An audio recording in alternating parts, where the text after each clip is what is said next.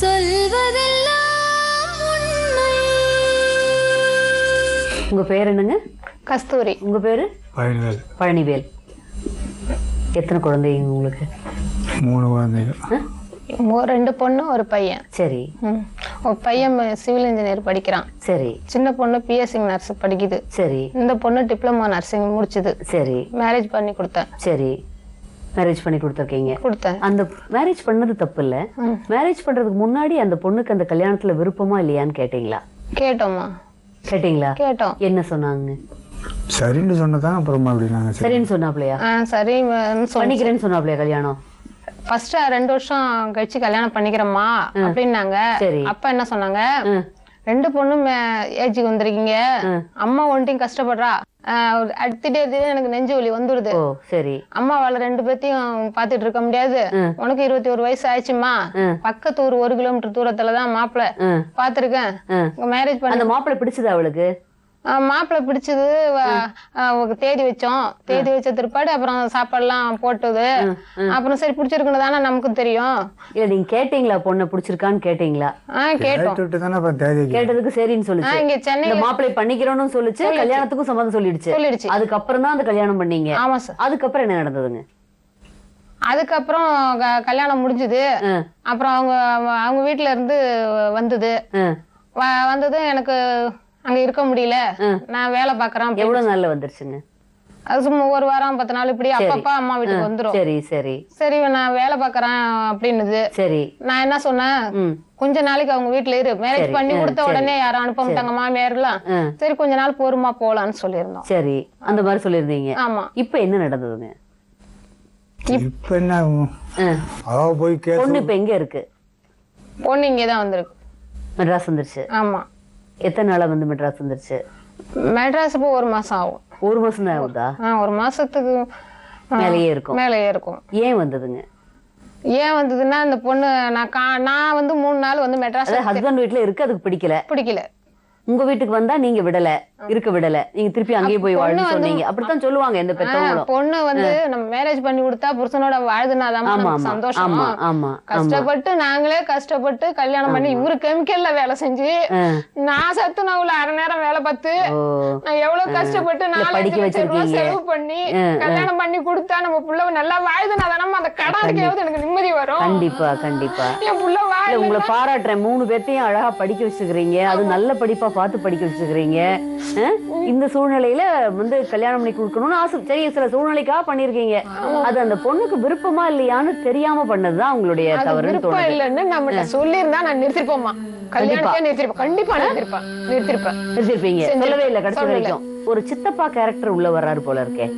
அந்த சித்தப்பாவை வச்சு நீங்க வந்து ரொம்ப நீங்க தப்பா பேசுறதாவும், ஊர் பேசுறதை விட என் தாயின் தகப்பனும் ரொம்ப பேசுறாங்க, உங்க வீட்டுக்காரர் ரொம்ப அடிச்சுட்டாராமே அந்த பொண்ணு.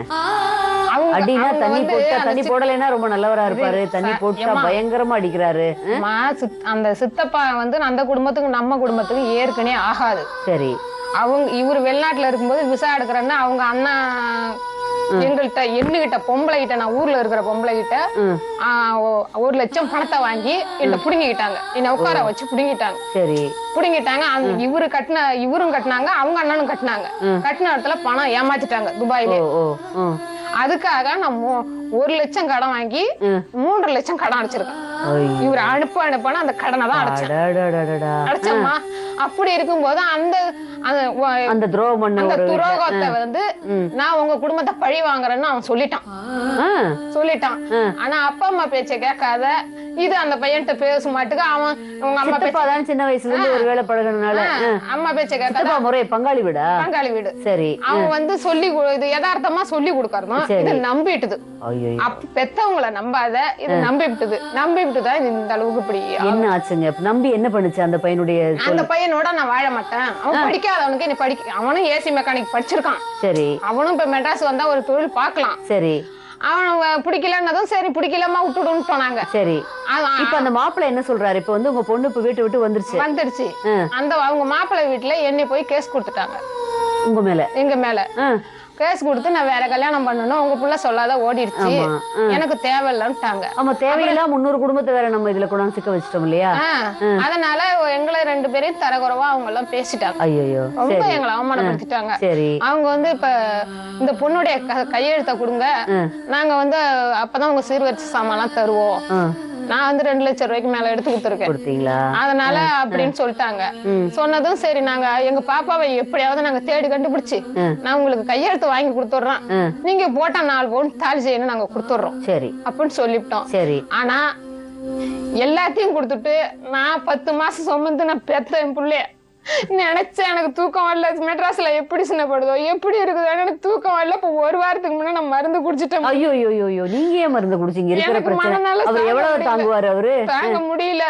50,000 ரூபாய் வேகுணத்துல செலவு பண்ணி எனக்கு இருக்கிற பிள்ளைகளுக்காவது தாய் வேணும்னு காப்பாத்தி கொண்டாந்துருக்காரு. ஐயோ, அவருக்கு இருக்கிற தொந்தரவுகள் போதாதுன்னு நீங்க வேற இப்படி மருந்து குடிச்சா அது என்ன? எனக்கு இந்த பெரிய பிள்ளை ஞாபகம் தான்மா வருது. சாப்பிட முடியல, தூங்க முடியல. என்னால நான் கஷ்டப்பட்டு என்ன கேக்குதோ வாங்கி கொடுத்தம்மா. என்னால தாங்க முடியல. ஊர்ல ஏதாச்சும் பிள்ளை ஓடி வச்சுன்னா எனக்கு தாங்க முடியலம்மா. அந்த சின்ன பிள்ளை அது நம்ம அம்மா இப்படி இருக்காங்களேன்னு அது ரொம்ப கஷ்டப்படுது.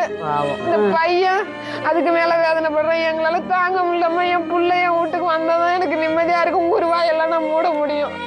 என்னால ஒண்ணுமே பண்ண முடியலம்மா. இப்ப அந்த பொண்ணு வந்ததுன்னா மறுபடியும் அடிக்காம வச்சிருப்பீங்களா? அதுக்கு நான் உத்தரவாதமா அடிச்சு கொன்னுருவாங்க, அடிச்சு எங்க அப்பா கொன்றுவாரு, 2 நாள் தான் வச்சிருப்பாரு. காலை வலிக்க முன்னு தூக்கி கையில நடக்க விட்டு அவங்க அப்பாட்ட கேட்கலாம். நீங்க தான் வந்து அந்த பொண்ணு வீட்டை விட்டு வெளியே போனதுக்கு நீங்க தான் முக்கியமான காரணமா சொல்லுங்க. அப்பா வந்து கண்டபடி அதெல்லாம் சொல்லவே முடியாதுங்க. என்ன பண்ணுச்சு அப்போ? அம்மா அப்புறம் எத்தனை டியூப்பு சொல்லி நம்ம பார்க்கலாம் போய் இருன்னு அப்புறம் தாங்க முடியாதான் அடிச்சது. தப்பு மேல தப்பு பண்ணிட்டே இருந்த. இப்ப கொண்டாந்து உங்க பொண்ணை உங்ககிட்ட ஒப்படைச்சா அது நினைக்கிற மாதிரி அது உயிருக்கோ உடமைக்கோ ஆபத்து இல்லாம பாத்துப்பீங்களா? பாத்துப்போம்மா. உறுதியா சொல்லுங்க. அவங்க அப்பா சொல்லணும். திருப்பி அதை அடிக்கிறதோ? அடிக்கலாம் மாட்டானா? அது அவ்வளவு செல்வாக்கா வளர்த்ததுங்க. இல்ல வளர்க்கிருக்கீங்க. ஆனா இப்ப இந்த கல்யாணத்துக்கு அப்புறம் அப்பா மாறிட்டாரு டோட்டலா. அப்படிலாம் இல்லங்க. தேனா அழுகுறாருங்க. தேனா என்கிட்ட நான் இப்படி வளர்த்தேன் அப்பான்னு நினைச்சு பாக்கலடி. போலீஸ் ஸ்டேஷன்ல இந்த எங்க இருக்குன்னே தெரியாதா உங்களுக்கு? பொண்ணு இங்கதான் இருக்குன்னு தெரியும். மெட்ராஸ்ல இருக்குன்னு தெரியும். ஆனா எங்க இருக்கு யாரோட டச்சே இல்ல இந்த 1 மாசமா? ஆமா இல்ல. கண்டிப்பா நாங்க உங்க பொண்ணை உங்ககிட்ட ஒப்படைச்சா நீங்க எந்த அதுக்கு உயிருக்கோ உடமைக்கோ அதுக்கு வந்து எந்த ஆபத்தும் பண்ண மாட்டீங்களே. உங்க பொண்ணுதான். பட் இருந்தாலும் அது சொல்லி எங்க அப்பா என்ன உயிரோட விட மாட்டாரு, எங்க அப்பா என்ன உயிரோட விட மாட்டாருன்னு சொல்லிக்கிட்டே இருக்குது திரும்ப. நான் இப்ப ஒப்படைக்கிறேன் உங்ககிட்ட உங்க பொண்ணை. வருதான்னு பேசி பார்க்கலாம். அதை கன்வின்ஸ் பண்ணணும். இப்பவும் அப்பாட்ட போறதுக்கு பயப்படுது. இந்த பாருங்க உங்க பொண்ணு வருது.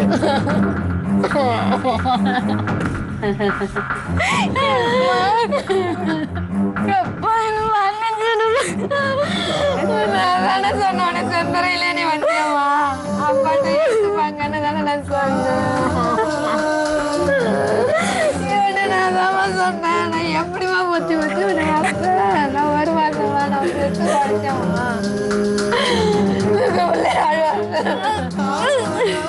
நான் அப்பா